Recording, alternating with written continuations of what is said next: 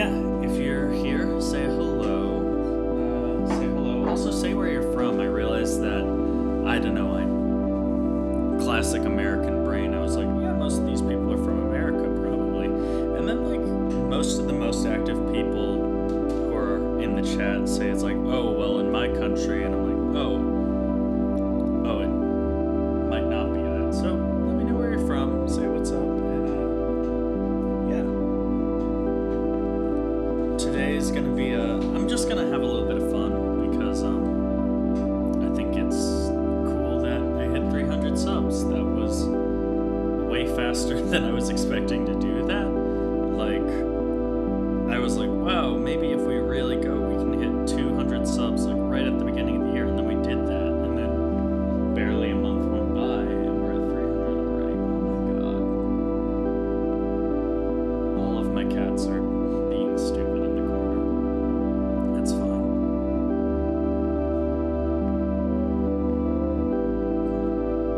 Sorry, I'm just making sure my chat. Oh, I might not even have the live chat.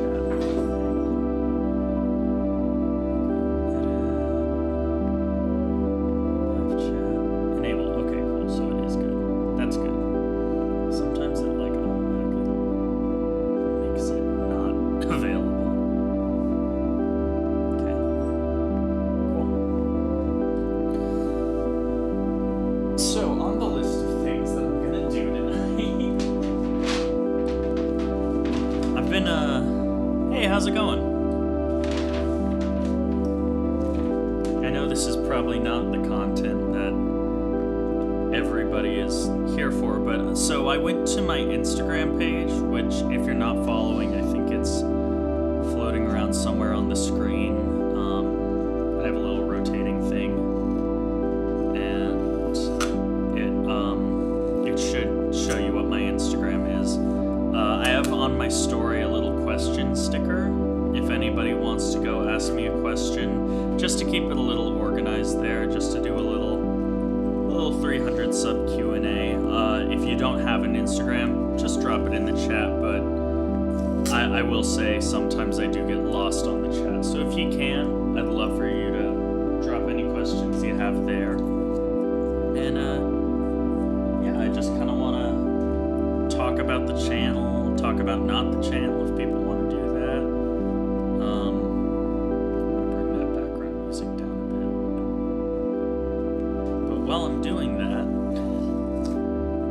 I have decided to inject the chaotic element into the stream. So alongside occasionally making additions to whatever's happening musically and answering questions and talking and stuff like that,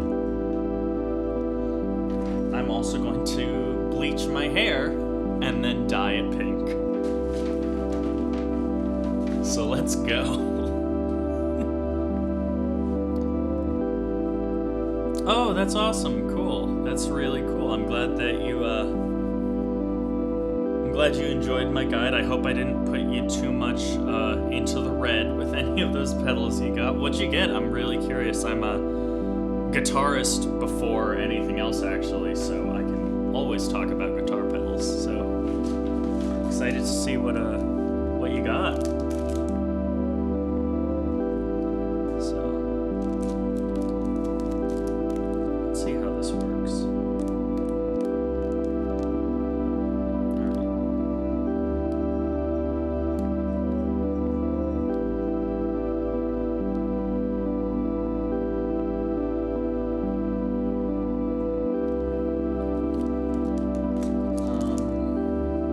Okay, I think I've got most things that I need. Oh,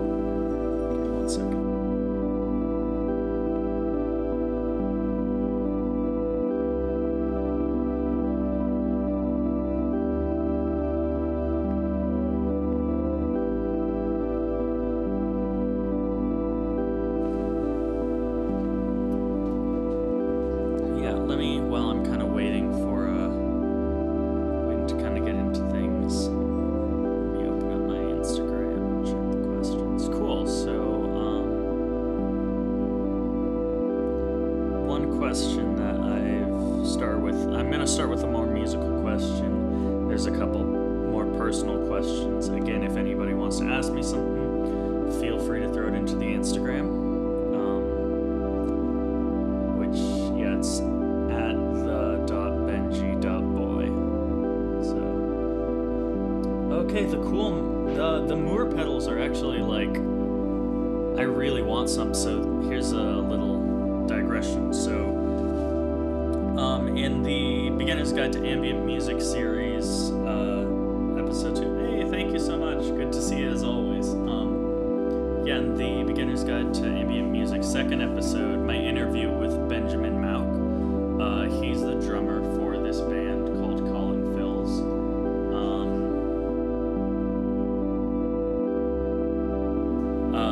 Which is a super cool local band, but their guitarist actually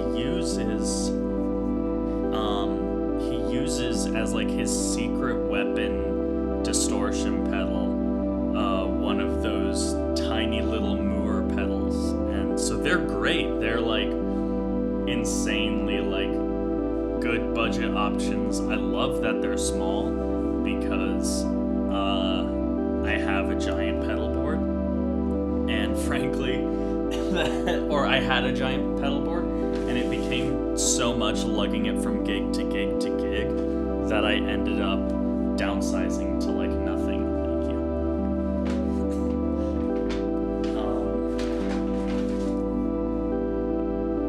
Yeah, enjoying the hair coloring.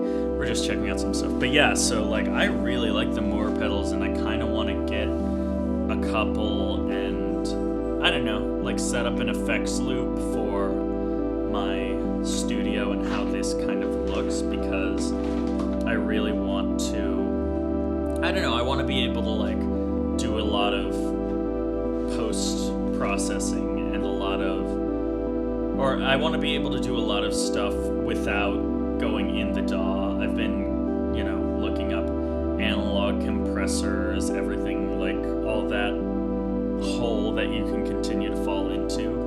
But I still just like how basic guitar pedals sound on a lot of stuff. Obviously, like, they're not going to be tuned in the same way that a traditional, like, studio setup thing is, but I'm not a studio person, so frankly, I don't give a damn, really. They're definitely more budget friendly than a lot of stuff, and they're also, here's my little thing, I'm not a huge fan of Behringer for many reasons, but specifically, like, utility-wise, knowing that it's, like, a lot of plastic stuff versus, like, the Moore stuff it's metal enclosures, and, like, you can put those on a board and really kick them around, and they're gonna be fine. And they're definitely, like, I don't know, I think they're more budget friendly for a couple reasons, because I think they're a little pricier than most of the Behringer pedals, but the Behringer pedals really don't last long if you're using them heavily, whereas the Moore stuff is like, it's easy, it's simple. So anyways, let's bust this hair dye, this bleach open, so I can really turn this into an adventure tonight. But yeah, so I'm glad that you went with those. They seem to be a really cool little, a very cool thing.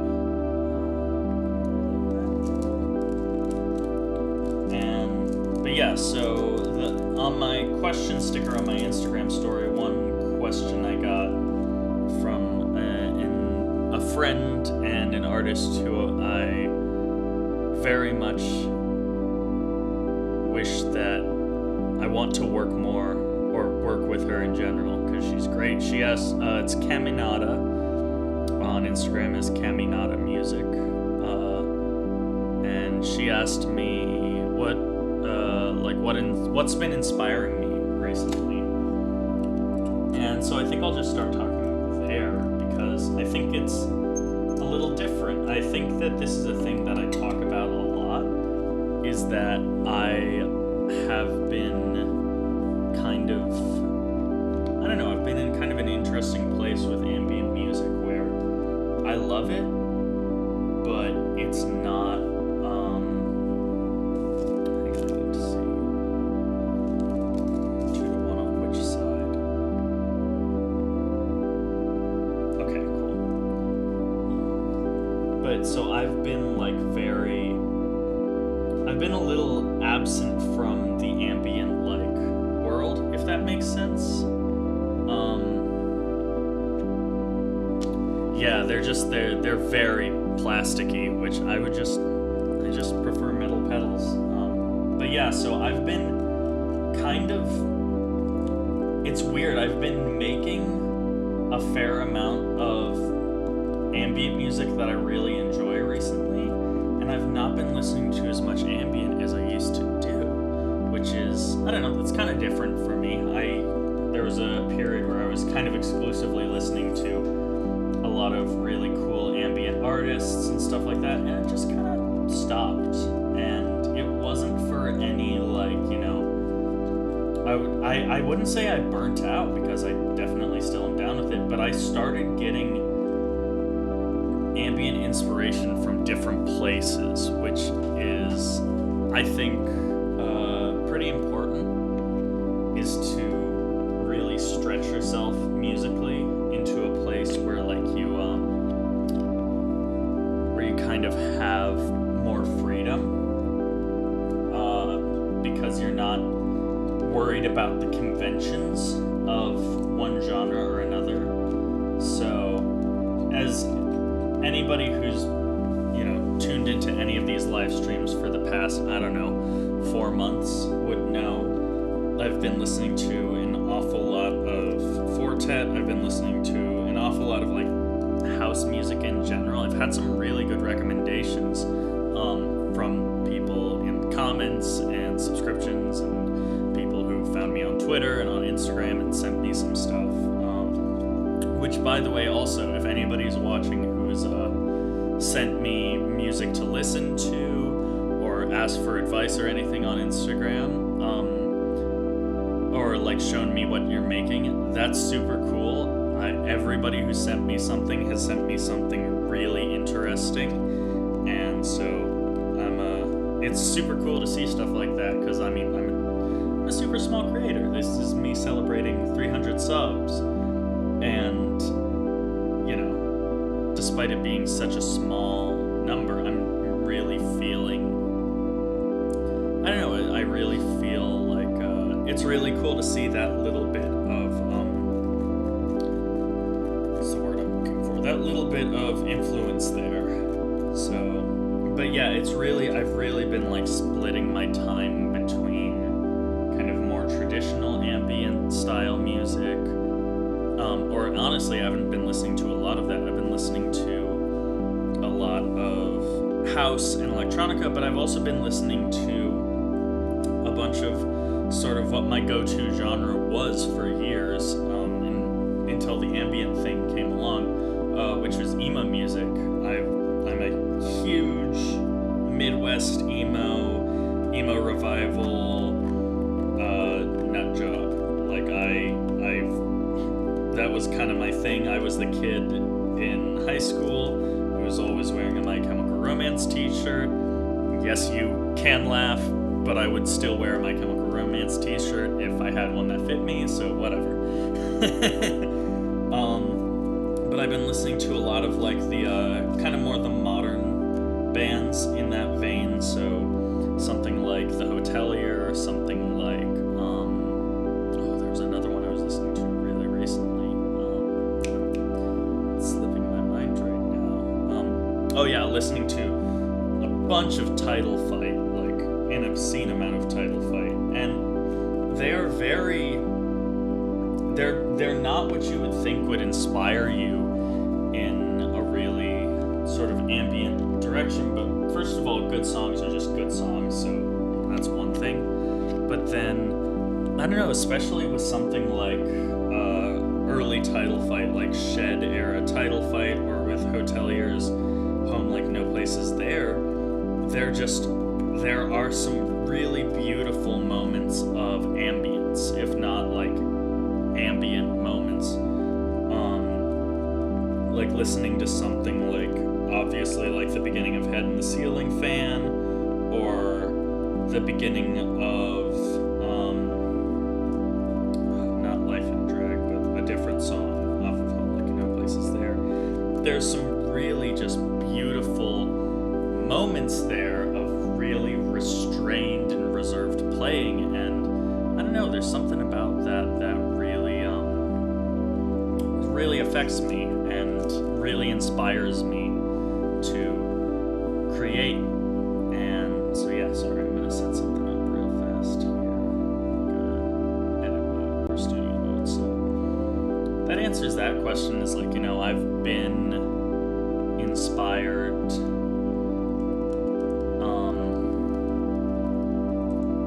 inspired by a lot of different things lately. But I would say that,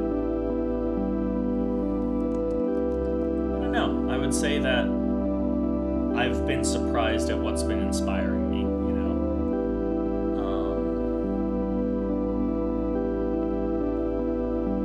Change this text thing. I just realized that my gloves that I was going to be using are not on my person. So I will quickly just, you know, I will run out for a second. Oh, let me answer this question first, though, actually. Those genres, how do the genres nourish my ambient creative process? Personally, I love the classical musical world. As a cellist, and trying to make ambient music has been quite difficult. So that's actually super interesting. You know what? I'm gonna let that percolate for like 2 minutes while I quickly run and grab my gloves that I'll be applying this hair dye to my hair with, and get back to you on that. But I actually have a lot to say on that because I also come from a classical music background, so I really want to talk about this. So give me 60 seconds.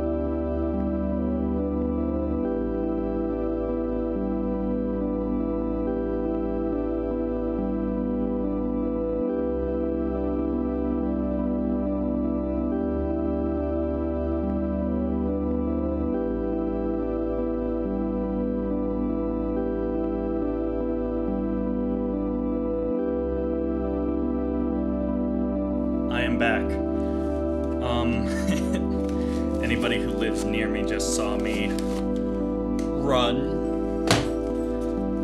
all the way through my neighborhood wearing short shorts and a t-shirt in the middle of winter, so... But yeah, so let's get into that question. So, I find that really interesting because, yeah, I also come from pretty different musical backgrounds. So I started as a violinist. I've sometimes actually incorporated the violin here back in some earlier videos. Might start doing that again. Sorry, I'm a little out of breath. Ooh, so, I don't know. I started as a violinist and I enjoyed it. It never super called to me, but I definitely started with a very different musical upbringing. I was also brought up in a very religious home, and a little bit, not too much, but a little bit of the what you'd expect of you can't listen to rock music, so you want to listen to rock music. That sort of vibe kind of creeped in, so anything that was outside of that classical music or church music was kind of like a treat, if that makes sense. And so I kind of got this really, I don't know, I got this I started getting a rush from reaching outside of where I was musically, and then that kind of became what I thrived off of at a point, because I sort of learned that for me, I wasn't getting, I was getting more satisfaction reaching out into a lot of different things and sort of seeing how I can blend them than really sticking with one thing, which can suck, don't get me wrong. I have learned that I'm very much a jack of some trades sort of person and not really a master at anything that I'm doing, which is kind of a tough realization to hit, to be realizing that you're probably not ever gonna be the best at what you're doing, but you're always gonna be okay at it. I'm not eating porridge. It's even better. I am dyeing my hair. I'm dyeing my hair blonde. Yeah, get me to 1 million subs by the end of the stream and I'll eat it. But yeah, so yeah, I guess my thoughts musically are, yeah, I got my breakfast in my hair. But, so yeah, I guess that, kind of going through all this stuff, I kind of learned to pick and choose what I want to take from it. So I take a lot of the, sort of the inspirations I get and the ideas I get, and I try not to take as much,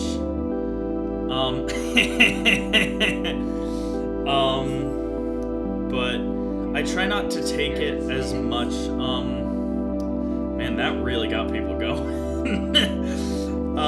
It does hold well, for the record. But yeah, I guess musically, I sort of learned to pick and choose little bits and pieces out of what I like, which, I don't know, I would like to go a different way. I should do just stripes on the mustache. That would be hilarious. But let me find a way to put this. So one thing that I really don't like, one thing that I don't like at all is my singing voice, and that's the one thing that does suck from pulling from a bunch of different parts is my voice is kind of developed from what I was listening to at the time. So I have a theater voice, and I also have I have a theater voice, and I also have a religious choir voice, and a butt rock 80s voice. And I don't really like any of those, so that kind of sucks. It does go well with porridge. It's nice. This is what we call porridge music in the business. Oh no. Did I get it on my eyebrow?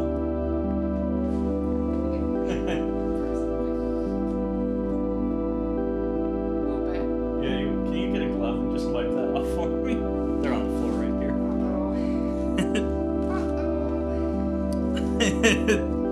Pour the whole bowl on the head. Trust me, I'm considering it, honestly. Trying to, get something out. Again, I said we get me to 1 million subs by the end of the stream. And you know what? Let's make it reasonable. Get me to 500 subs at the end of the stream and I'll eat it. I don't know what I'm doing. I told you this was going to be chaotic. Okay. Please don't rub it into my eye. I mean, that's gonna bleach. It's gonna bleach. It's gonna bleach. Okay, Here, cool. turn around. Whatever. Turn Whatever. around. It's You're chaos getting time. these guys. I'm getting those guys. Everybody say hello, Kara. Spelled with a C. C-A-R-A. Everybody say hello. She's not happy. But yeah, that was a really good question about,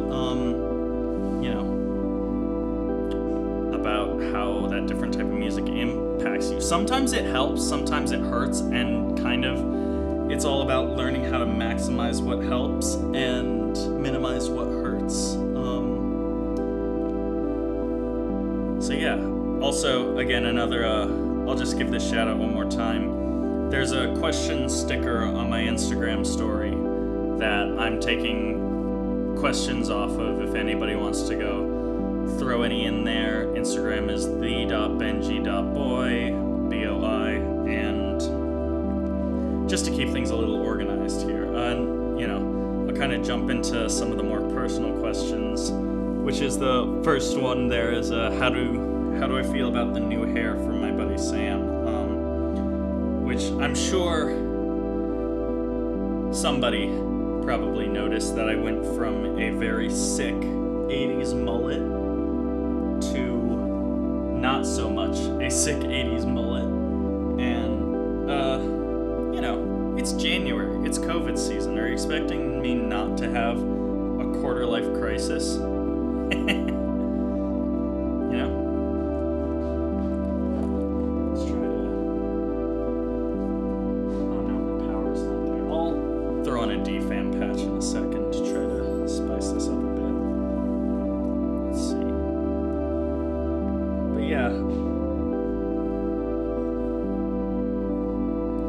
Hope everybody's evening is going alright. Does it look like I've covered most of my head?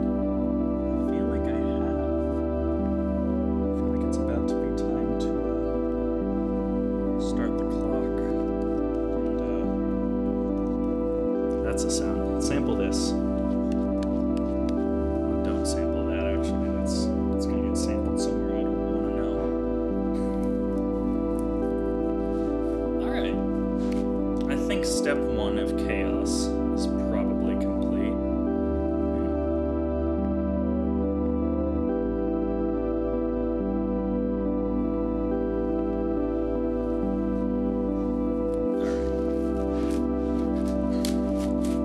I feel like a doctor. Power up that fan and see if I can get some arrhythmic drums going on this.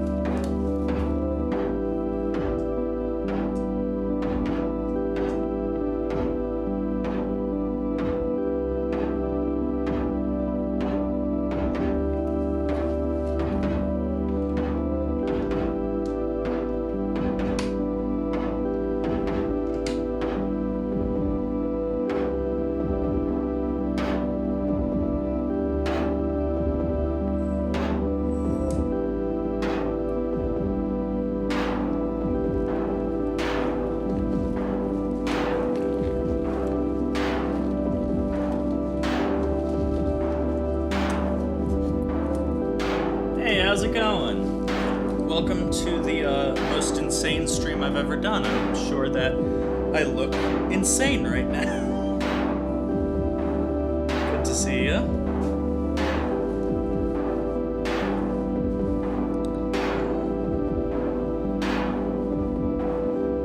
Good to see ya. How you doing?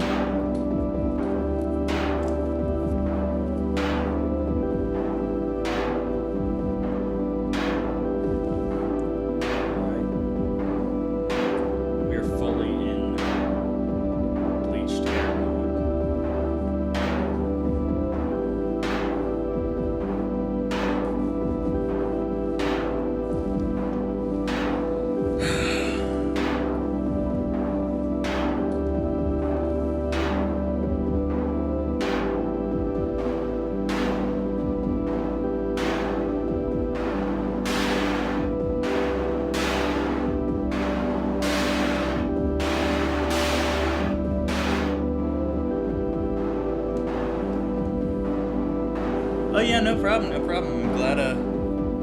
glad you found some stuff useful with that. That was a lot of fun. I love talking about.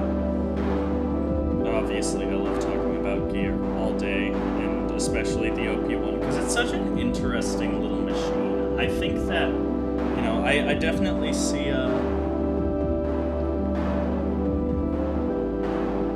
yeah, it's definitely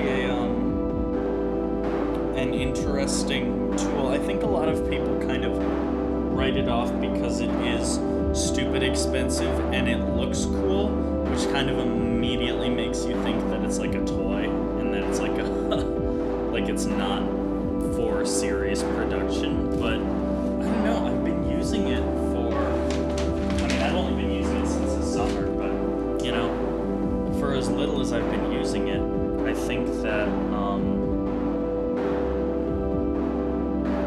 next stream, yeah, exactly. We'll see. I'm using gloves.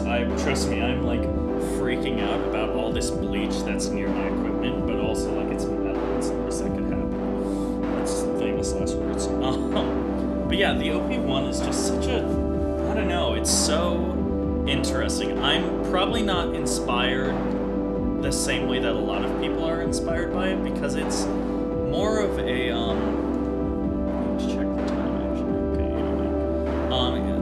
for me, it's not inspiring in the way that, like, I'm sure a lot of people find it inspiring because a lot of people are trying to create little grooves or trying to create, like, sort of funky melodies and funky beats and everything like that. And I love creating beats. I recently started and I used to, like, just not get it at all. And now it's, like, my favorite thing to do.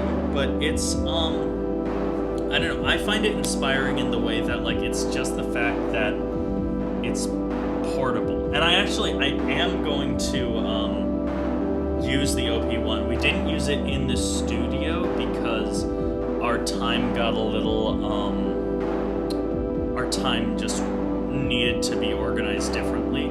But I'm gonna use it just because it's such a powerful sampler.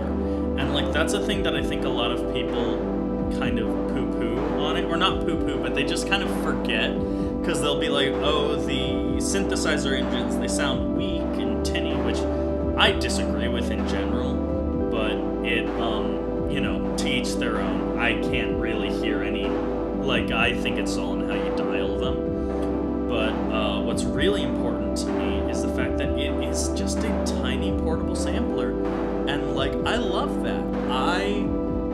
So, like, I have a bunch of Mellotron samples on here, which just sound absolutely killing me. Let me actually keep some up.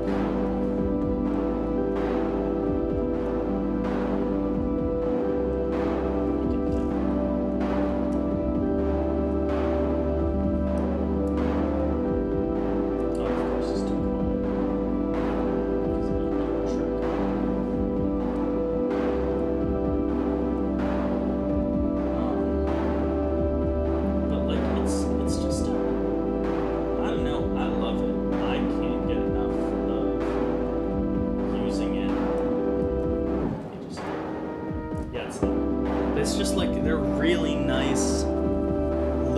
And so I'm gonna use it because one of the songs we tracked is a really like slow burner, sort of like, I would say like cowboy country is the way I kind of describe it, like old school country, sort of that, you know, like those early things that you would like hear on like NPR on like a Sunday afternoon, like that sort of like weird folky slide guitar country.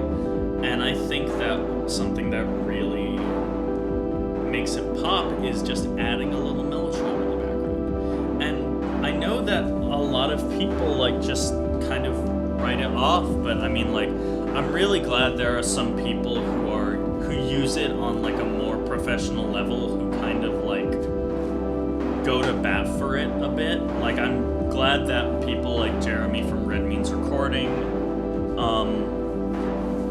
like I saw him make some sort of tweet about, you know, making fun of people who are like, oh, it's, or not making fun of, but just kind of being like, it's not a toy, like it's good at what it does. So I don't know, I'm sure somebody is listening to this and is like, oh, there he is, he's just trying to talk himself into the gear that he spent money on. But I mean, like, I don't know, like I really enjoy it, and if I didn't enjoy it, I could sell it and make a bunch of money off of it. So I'm not exactly I'm not exactly in the hole on it. So I don't know, but I really love it. I cannot get enough of that thing. It's just and it's such a good starting place for everything I do. I'm still working on making the episode about creating and like, you know, knowing that like, hey, Nine Inch Nails uses an OP1, so like get Ben, you know, because it's like it can, that band, its thing is sounding massive, and like they just use it as like, so I think it's more about how you use it. For me, it's such an amazing starting place, because that's where everything except for these drums are coming from right now, and like it was just so easy to just sit down and like play around, find something that sounded a little sparkly on top, find something that sounded a little thick and chunky on the bottom as a bass tone, and it just came together. There are obvious limitations, like I wish each track had an EQ, I wish there were effects sends, anything like that, but like that gets you to work on things, it gets you to be better, you learn how to pre-mix your stuff, which makes it, now that I know how to do that, I barely have to EQ over here with what I'm doing, because I kind of know what I'm putting into a machine. So, you know. Oh, the Electron model cycles. You know, I am also thinking about getting an Electron model cycles. It's different. I'll say that much. It's really different. I want it, but I want it more for like trying to create kind of dorky music, like kind of like dorky, kind of not chiptune, but like I guess you could say like kind of chiptune adjacent sort of music, where you kind of have that. Sorry, I'm just thinking about my hair suddenly. Sort of that type of music that's like, I don't know. It's kind of got like that playful atmosphere to it. That's what I think the model cycles seems to be really good at, because those FM sounds are pretty well tailored to that. Not saying it's a one-trick pony, because I've seen a lot of people use it really interestingly. Oh, that's cool. I'm glad that, man, that's so cool. You wanna, send one over? No, I'm kidding. But they're, I don't know, it seems really interesting and really cool. There's a lot of Electron stuff I want. Give me 1 second.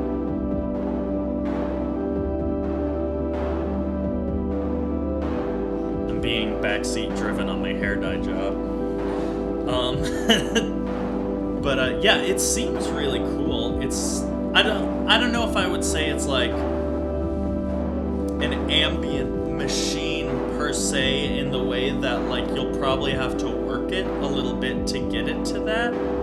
But, you know, I'm sure that, you know, that's with most machines. There aren't a lot of machines that are set up to do ambient music. Like, you either have to build your own generative synthesizer, where you have to get real creative with some effects. So I don't know. I want to try the model cycles. I would love to. There's a lot of stuff that I kind of want to.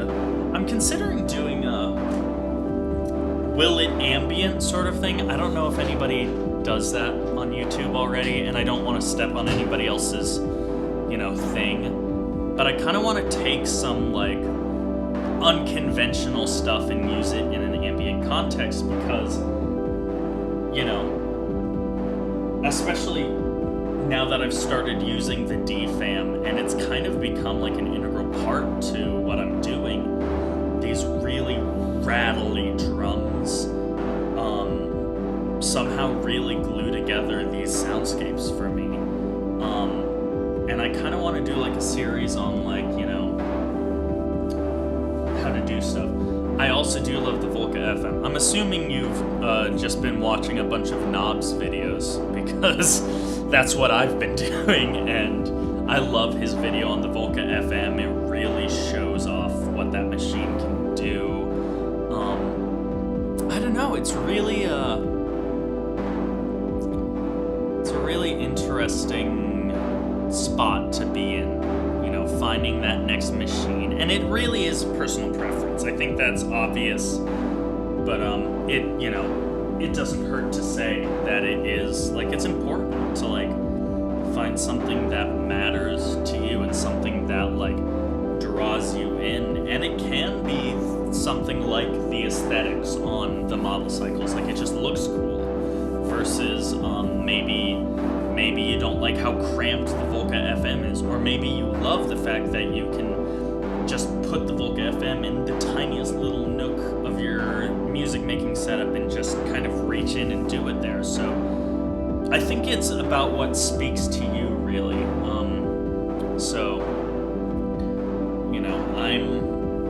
I'm looking at a couple of different machines right now. I'm not sure if I want to go more in the techno route and get like a really nice 303 like the Avalon, or if I want to go more in a sort of, go in some sort of like more ambient sort of thing and get like the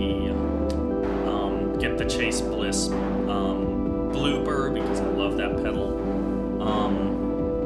And the Loop Up reviews. Yeah, Loop Up is so good. Loop Up is helped me understand Ableton, because I did not get it for a while, and then I watched the Loop Up video and I was like, duh!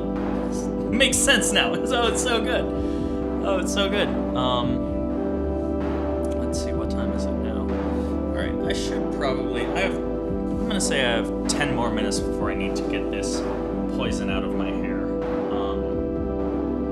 My god, I am looking like some sort of a person. Oh boy, that's a big patch I missed. Alright, we will, we'll fix that. Amulets is the... God, every time I see him post a video on Instagram, I just get the biggest amount of gas on it, because his, I don't know, he's really mastered that sort of like, I'm gonna find a random tape machine at a thrift store that no one's ever really heard of, and I'm gonna do something amazing with it. And like, I love that. I love him so much, or his music. I don't want to speak on anybody personally because I don't know him. He seems very cool. I just couldn't say that. But I love that. I mean, so him and Heimbach have been like the people who pushed me towards tape, and it's a really cool place to be, because you do have to think about it really differently, as with everything. And I think that's what pulls me to a lot of instruments, is pulling that sort of like, finding the thing that an instrument is good at and using it for just that, which has ups and downs. The ups being you get a lot of different flavors, the downs being your wallet hurts and you don't have enough table space. Yeah, yeah. Oh, I need to see that Amazon list. I didn't know he had one of those, and I kind of want to look into that. But yeah, I mean, because of watching him, I know he uses one of these. That's why I got my Marantz machine, which is amazing. They truly don't make them like this anymore. I can't really describe how, other than it just runs well. I mean, like, let's put it this way, I put batteries in it when I first got it, and I don't even have the low battery signal on it right now, which is amazing. And it's I don't know, there's something interesting about how easily they work, because I don't know. I mean, there's something to be said for the fact that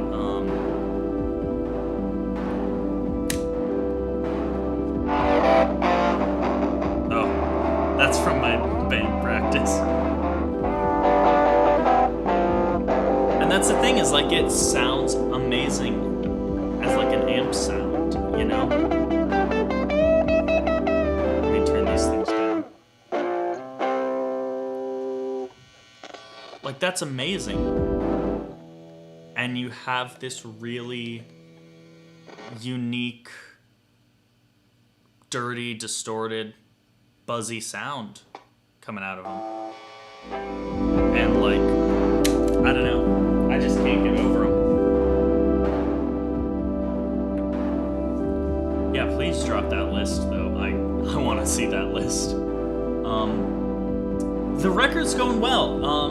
You know, recording all as a band was a new thing for, I think, all of us. We've generally been really piece by piece with a lot of our past records, so I joined the band after they had already recorded the first record, and how they did that was they went to John McLaren. He's a guy who has a studio in New York. Sidetrack, he's recorded with a lot of cool bands. I think he recorded My Chemical Romance's first record, I Brought You My Bullets, You Brought Me Your Love, and I got mad that I couldn't meet him because I love My Chemical Romance, as I've said before. But so they recorded at that place, and what they would do is they would go in, they would track the drums, they would do a lot of writing and a lot of that sort of stuff on the spot. They would track the vocals, track the guitars, and then like use a lot of synthesized, but like soft synths, that sort of thing.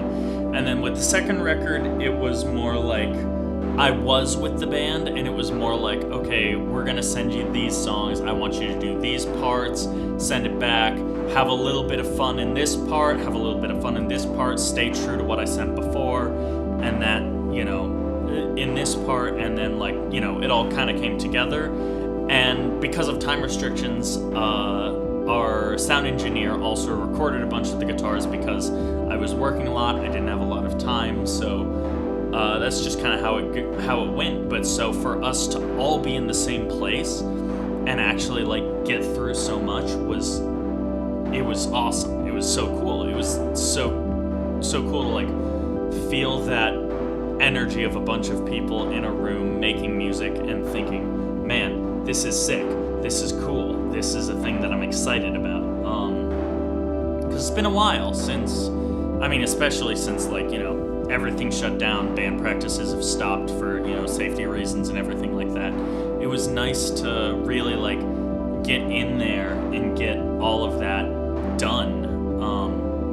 It was a really nice experience. You know, obviously sometimes tempers were shorter than they, you know, on my part for sure, than they could have possibly been, just because I really wanted to get through as much as possible. But I'm really happy with how all of my guitars turned out. I'm really happy with how all the songs are sounding. Like, this is far and away my favorite record I've made with the group. When I first joined the group, I was like, I kind of vibe with this. This is fun. I like the guys. I kind of vibe with this. I'm gonna have some fun with it. And then the second record came along, and I was like, oh, this is a really cool direction we're heading. And now this record's coming out, and I'm like so hyped for it because it's very 70s pop. It's very like, you know, like that sort of thing.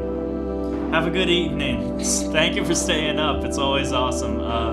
So get yourself some rest. You will see the hair color later. I can't wait to upload my next actual upload talking to the camera, and just suddenly everyone's like, oh, that's a different person.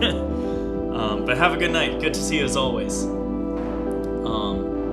But yeah, so working with that has been super cool. I'm excited to see where things go. I'm really excited that we were working with, Bartiz Strange, because if anybody here, that's another thing that's been inspiring, by the way, going back to some earlier questions. Our producer is this guy, Bartiz Strange. He put out a record called Live Forever, and it is just a banger. It is so good, and it is one of those things that is really genre bending, and it's not really tying itself down, and I love it.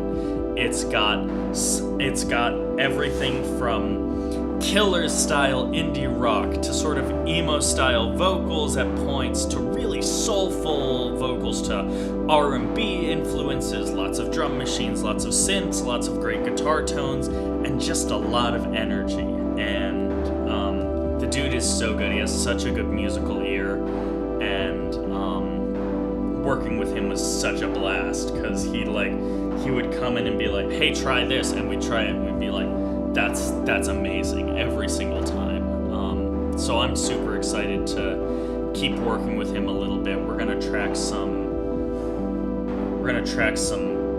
guitars with him. No, we're gonna track some like synthesizers and stuff with him eventually, and that should be a blast. I'm super excited. So yeah, it's been going really well. I'm really excited. I'm excited with what we got through. I wish that we could have finished a little more in the studio, but nothing is ever perfect, We got more done than we needed to and less done than I wanted, so it's a pretty even keel, especially with how much we were biting off with that, trying to, record 7 songs in 4 days, so, Alright, so it's looking like the time has come for me to take a 10-minute intermission. Everybody get a water. And everybody get a water, get a drink,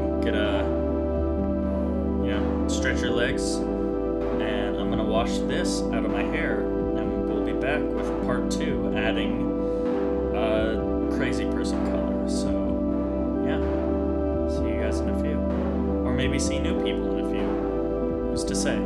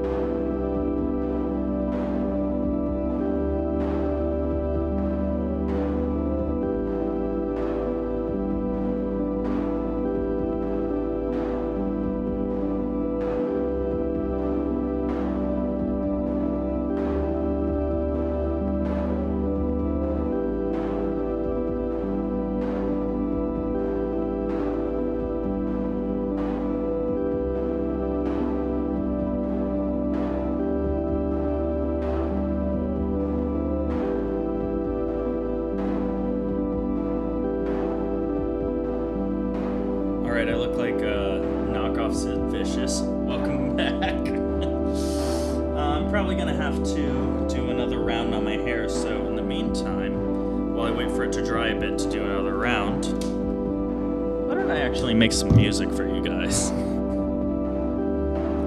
What do I got going on in the modular right now?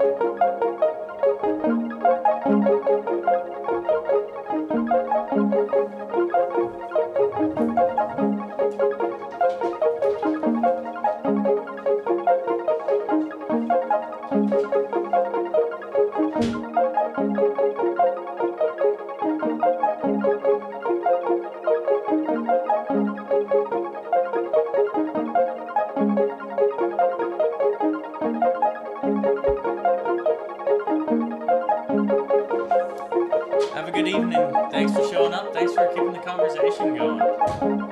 I'll see you next time.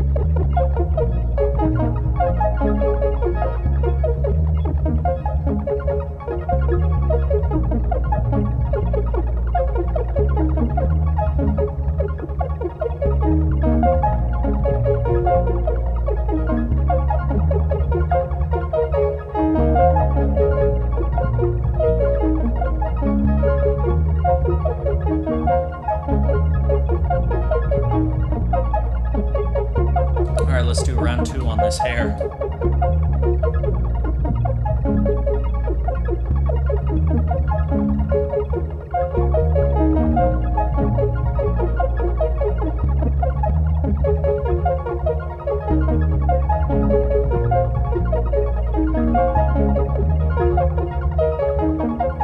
There's a non-zero chance that I screw this up so bad that my hair falls out.